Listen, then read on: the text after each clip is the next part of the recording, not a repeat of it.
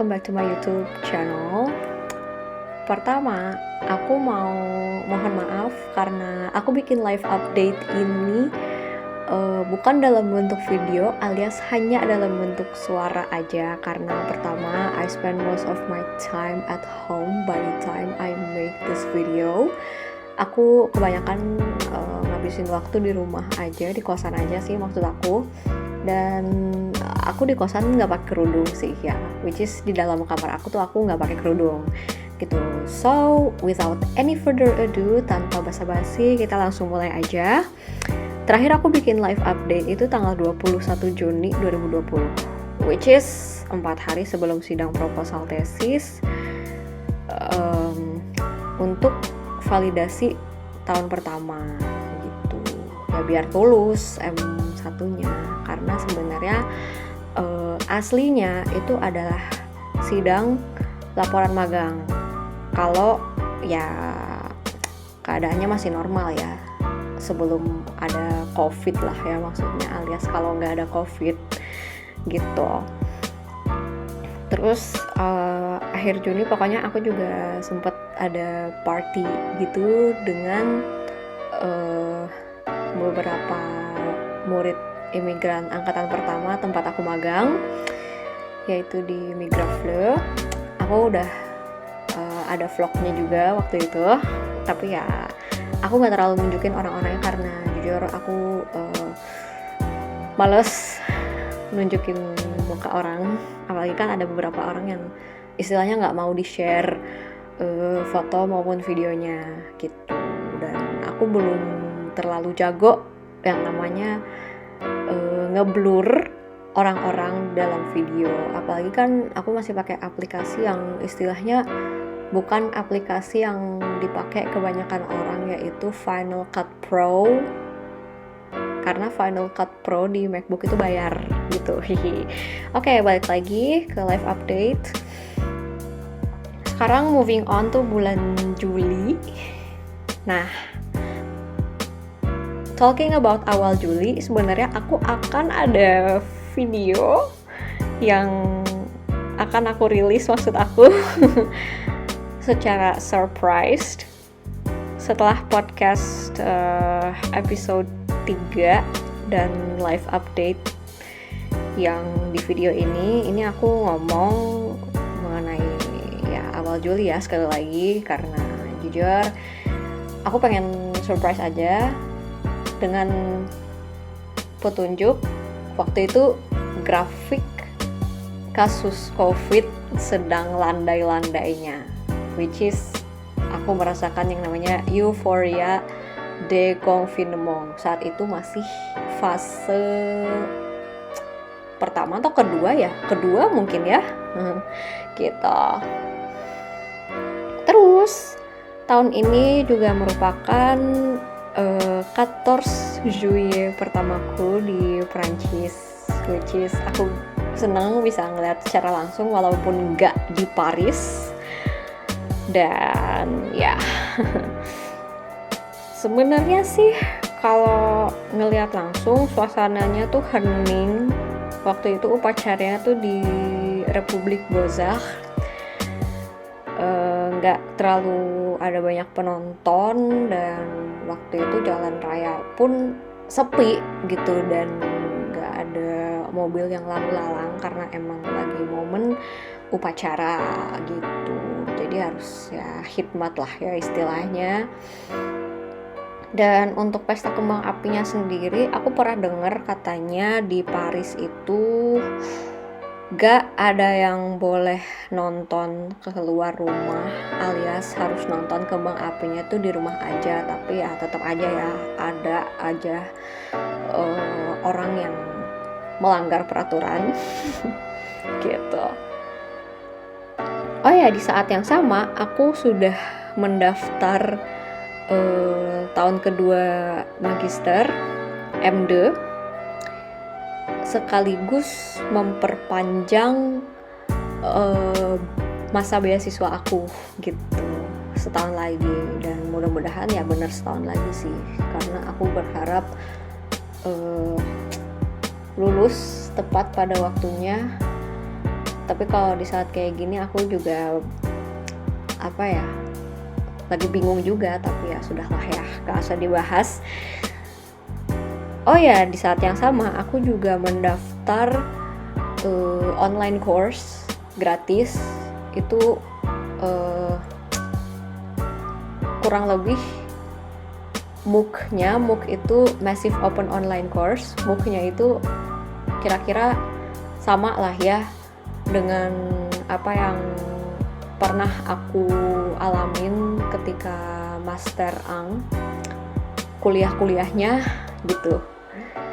Dan ya aku ikut kuliah online itu via laptop sambil aku screen recording, tapi nggak aku share gitu. Moving on to bulan Agustus. Nah, pertama aku cuman mau ngomong Juni dan Juli aku belum merasakan yang namanya panas, kecuali di video yang nantinya akan aku release secara surprise. Itu aku bener-bener merasakan yang namanya panas banget, dan begonya malah bawa baju tebal gitu. Terus bisa dibilang tahun ini adalah my first heat wave di Prancis. Gelombang panas pertamaku, yaitu panasnya melebihi Jakarta, melebihi Semarang juga gitu. Jadi di kosan aku mengenakan pakaian tipis, which is celana yang bahannya tuh nggak tebal-tebal amat gitu. Jadi aku nggak pakai jeans gitu, alias aku pakai celana harem ya gitu istilahnya. Terus ya karena itu ringan juga, apalagi ya panas sih ya. Dan untuk atasannya, karena aku di kosan doang waktu itu, jadi ya pakai sports bra. Kalau lagi keluar aku ya of course pakai baju panjang, pakai turban. Nah, baju panjangnya itu kebetulan tipis, si kemejanya itu. Aku nggak tahu bahannya apa, tapi ya pokoknya tipis aja itu si kemejanya. Di bulan yang sama, aku masih mengikuti online course yang tadi aku bilang di bulan Juli itu, karena I had a hard time focusing on the course. Jadi ya kadang seminggu aku ikut 5 video dulu, atau ya kadang 2 gitu ya, tergantung sih. Begitu. Di saat yang sama aku juga mulai bener-bener ngurusin CAF dan Assurance Maladie yang menurut aku nggak ada movement sama sekali. Entah kenapa aku gagal paham. Dan ya saat itu pun karena waktu itu aku sempat main ke tetangga sebelah, dan ya itu pun aku nanya, kok kamu bisa sih dapet CAF, apalagi pas lagi lockdown dia cuman bayar kayak 30-an euro gitu buat kosannya dia. Kan anjir, itu murah banget gitu. Which is aku shock kan. Ya udah, akhirnya aku urusin lah itu, walaupun dengan fase dimana aku of course ambekan, trapped in an ideal situation gitu juga, kayak yang aku ceritakan di podcast sebelumnya. Gitu. Tapi ya abis itu aku sambil take a deep breath, muter otak gimana nih caranya biar bisa rendezvous. Ya walaupun jujur personally aku lebih mudah rendezvous itu sure seat ketimbang via telepon, alias di tempatnya langsung. Buat aku itu lebih mudah. Saat yang sama aku juga mulai mengajukan terjemahan akte kelahiran ya seperti yang aku pernah ceritakan di podcast sebelumnya. Gitu. Terus oh ya, sebelum ngurusin kaf dan assurance tadi, aku sebenarnya udah ngurusin duluan permohonan izin tinggal, yaitu titre de séjour. Aku menaruh dokumen-dokumennya tuh 6 Agustus via pos. Waktu itu aku terpaksa ke La Poste di Roubaix karena waktu itu di Republik selain antriannya panjang, aku juga males ngantri. Tapi saat itu karena lagi tutup istirahat jam makan siang gitu, jadi males juga kalau nunggu lama gitu. Dan entah kenapa waktu itu aku milih La Poste yang cukup jauh dari rumah karena kalau aku lihat kayaknya nggak ada jam istirahat gitu, jadi ya aku bisa langsung ngirim gitu istilahnya gitu. Nah, kebetulan saat itu kan aku belum punya sertifikat Scolarité, meskipun aku sudah upload yang namanya attestation de bourse, yaitu pernyataan bahwa aku ini punya beasiswa. Nah, si sertifikat Scolarité itu tanggal 20 Agustus aku send via email. Nah, si emailnya prefecture itu aku dikasih dari perantara Maison Internationale alias International Relations-nya kampus aku. Jadi istilahnya tuh biar nggak ribet gitu, kalau misal kirim dokumen yang kurang via pos kan ya mungkin dari pihak prefekturnya juga ribet kan. Jadi ya udah akhirnya via email. Terus kayaknya nggak lama kemudian, aku lupa tanggal berapa, mereka tuh minta tanda tangan aku.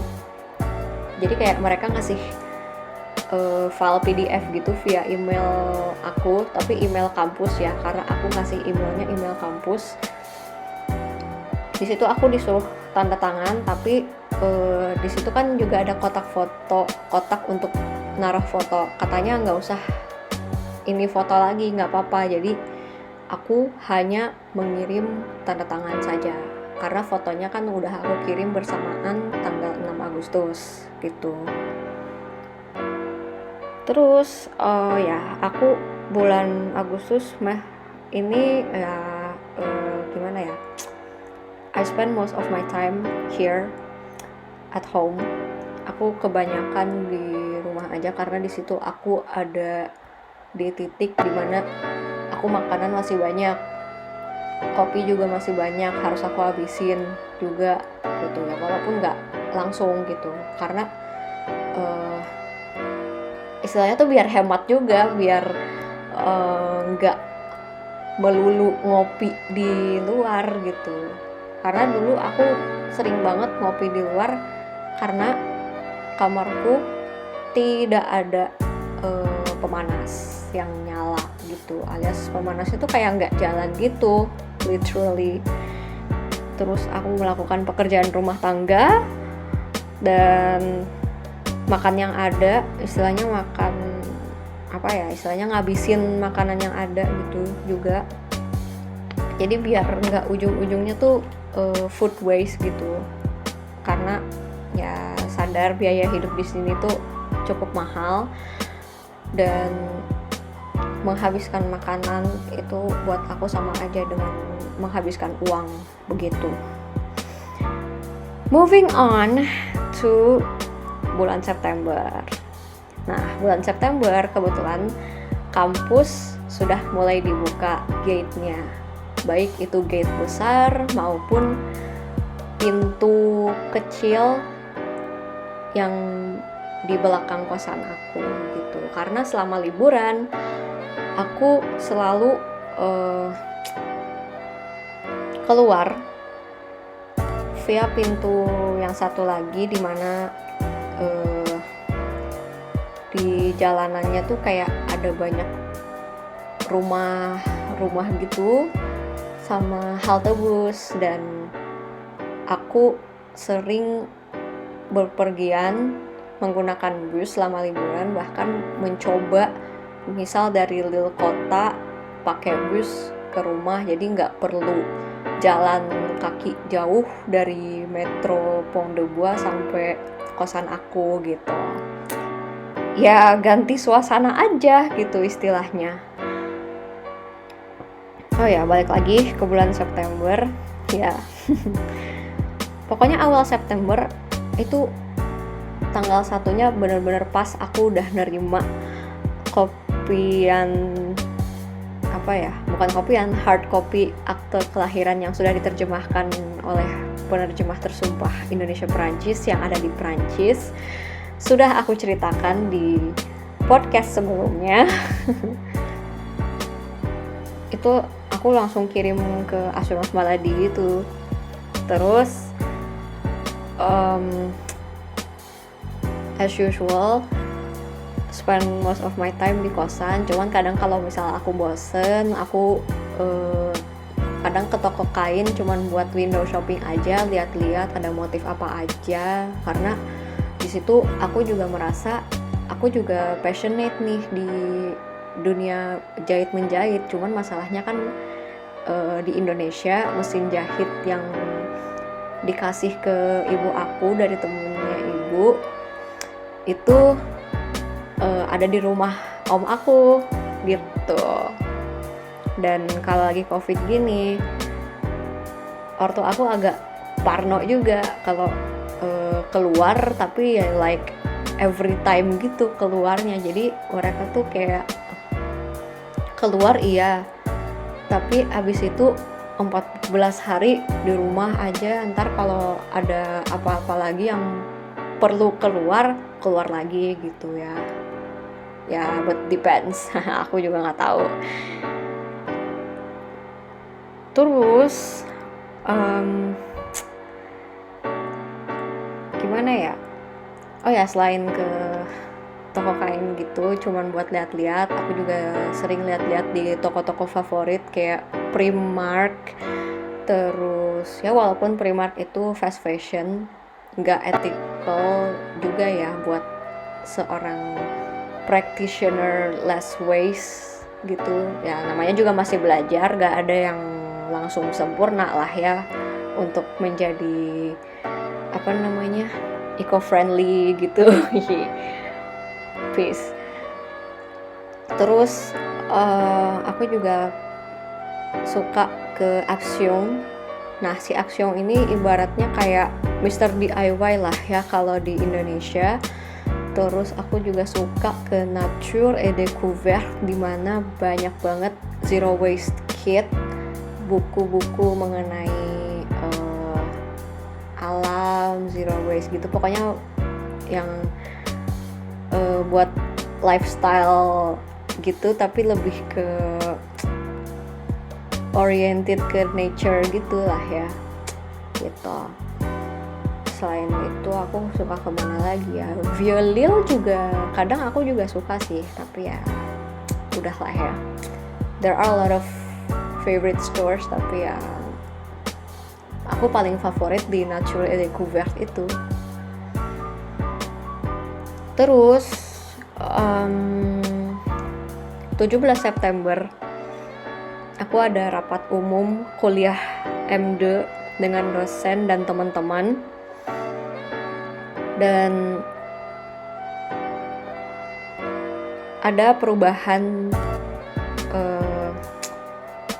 market jurusan, dan sedihnya tidak ada lagi finalité de recherche alias M de recherche. Itu sudah tidak ada lagi. Jadi semua orang finalitenya profesional alias M de pro. Di situ aku langsung shock dong. Kayaknya dengan aku berada di M de pro gak akan mungkin aku bisa masuk ke S3, tapi ya we'll see about that lah ya gitu. Nah, terus setelah perubahan market itu, kita ada lagi penjurusan yang cukup berbeda juga. Apalagi kan ada jurusan terkait online course creation gitu lah ya. Nah, apa ya istilahnya, ada 3 sih ya sebenarnya penjurusannya. Jadi ada ingénierie pédagogique,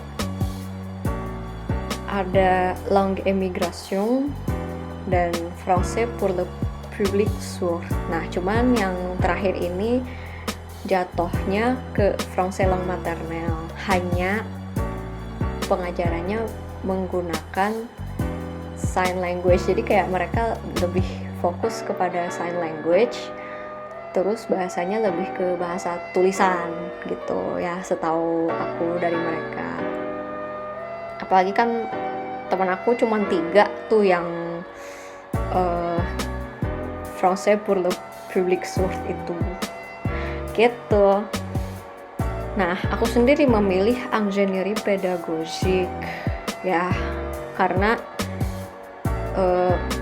untuk langue émigration jujur aku nggak tahu ada atau enggak situasi immigrant di Indonesia atau enggak, tapi ya sudahlah ya. Aku lebih memilih ingénierie pédagogique karena seperti yang aku lihat saat ini, papa aku bikin kuliah online juga most of the time via Zoom, via YouTube juga, dan berharapnya sih aku nanti juga bakal bikin hal yang sama seperti beliau, tapi entah via YouTube atau aku buka online course via Skype atau ya any kind of video calling platform gitu. Nah, setelah rapat umum itu minggu depannya aku belum kuliah, tapi aku sempet yang namanya ikut turun tangan membantu Migrafle untuk placement test para immigrant yang baru datang untuk belajar bahasa Prancis gitu. Istilahnya angkatan baru lah ya kalau di Indonesianya mah gitu. Di saat yang sama aku menerima récépissé de demande de carte de séjour alias dokumen sementara identitas aku sebelum dapat carte de séjour gitu. Nah, une fois sekalinya aku dapat itu, aku langsung mengirim dokumen yang kurang ke CAF, karena waktu itu kan CAF juga sekalian menunggu si titre de séjour aku juga. Nah, cuman kan karena lama banget, aku coba pakai récépissé dulu. Nah, cuman nanti kayak bakal diingetin lagi sama CAF untuk mengirimkan carte de séjour kalau udah ada gitu, card yang bener-bener kartu kayak KTP gitulah ya modelannya gitu. Sehari kemudian aku dapet surat, yaitu isinya nomor Sécurité Sociale permanen dengan complémentaire santé solidaire yang pernah aku bahas juga di podcast sebelumnya. 3 hari kemudian aku dapat surat untuk dibikinin kartu vital, dan di saat yang sama juga aku langsung kirim surat tersebut, tapi ya bukan suratnya sih, lebih ke kertas yang isinya buat aku tempel foto, buat aku tanda tangan, itu aku kirim, plus kopi identitas, yaitu paspor ya, waktu itu aku pakainya. Terus mulai tanggal 28 dan seterusnya aku sudah kuliah lagi gitu, tapi secara tatap muka ya. Dan entah gak ada angin, gak ada hujan, tanggal 5 Oktober, which is minggu kedua kuliah, which is minggu pertama bulan Oktober, aku dikasih tahu sama dosen kalau universitas akan mengurangi jumlah mahasiswa yang datang menjadi 50% gitu, kapasite d'accueil-nya lah ya. Dan aku kaget dong di situ saat itu. Untuk kami semua yang sebenarnya kuliahnya semuanya di kelas kecil gitu, kelas TD, itu ditiadakan mendadak, dan which is aku kayak balik lagi dong ke zaman lockdown, nggak ada kuliah tatap muka, dan kebanyakan kuliahnya saat itu saking kagetnya kita nggak ada kuliah tatap muka, akhirnya ada kuliah yang hanya ditaruh di platform Moodle, terus kita kayak ngerjain tugas di situ.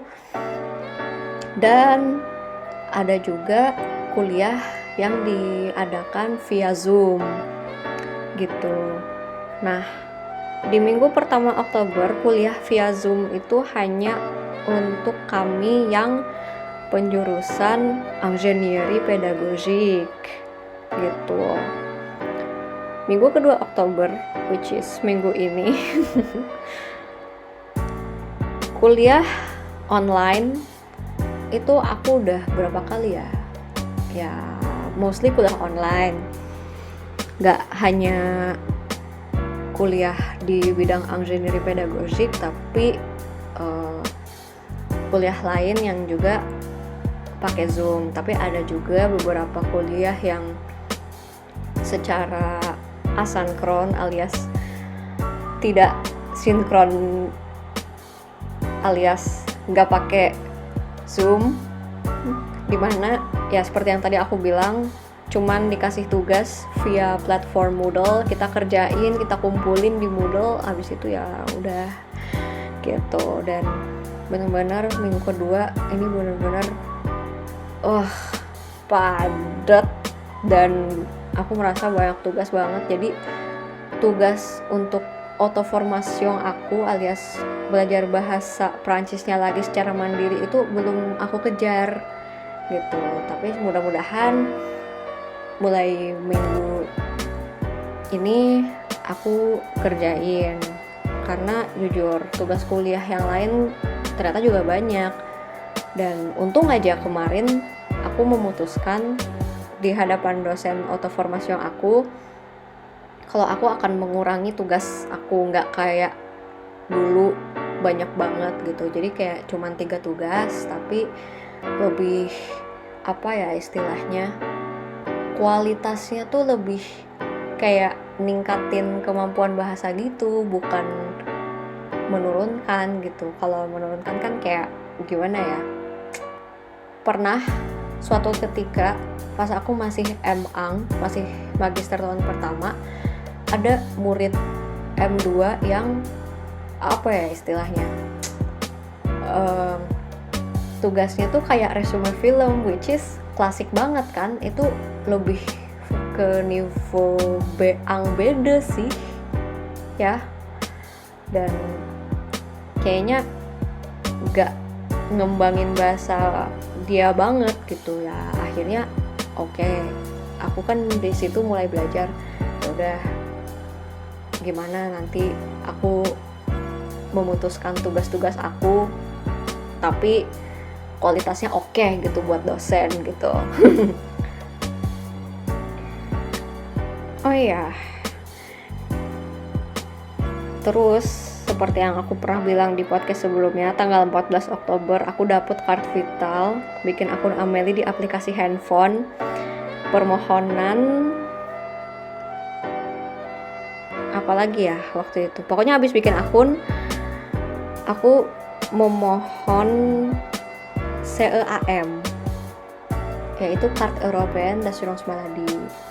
Nah, apa itu? Silahkan ke podcast sebelumnya. Dan di saat yang sama juga aku dapat berita baik dari CAF. kasusnya itu karena aku waktu itu nggak dapet hak, istilahnya aku nggak tahu terjemahannya benar atau enggak. Mereka seperti berhutang gitu kepada aku. Nah, cuman jumlah uangnya akan ditransfer ke Cruise. Kenapa ke Cruise? Nggak langsung ke aku, karena aturan dari Cruise-nya seperti itu gitu. Mungkin kalau kosannya beda, partikulier, bisa saja ditransfer langsung ke penghuninya gitu, nggak ke proprieternya gitu. Nggak tahu ya untuk kasus yang lain. Oke. Sampai di sini dulu live update aku. Nanti kalau ada yang baru lagi, insya Allah bikin live update. Jujur ini panjang banget karena aku sudah kira-kira 3 bulan gak bikin live update, dan mohon maaf dalam bentuk suara. Mudah-mudahan aku bisa memberikan yang lebih ke depannya. Amin. Jangan lupa like, comment, and subscribe, and I will see you guys on my next video. Bye bye.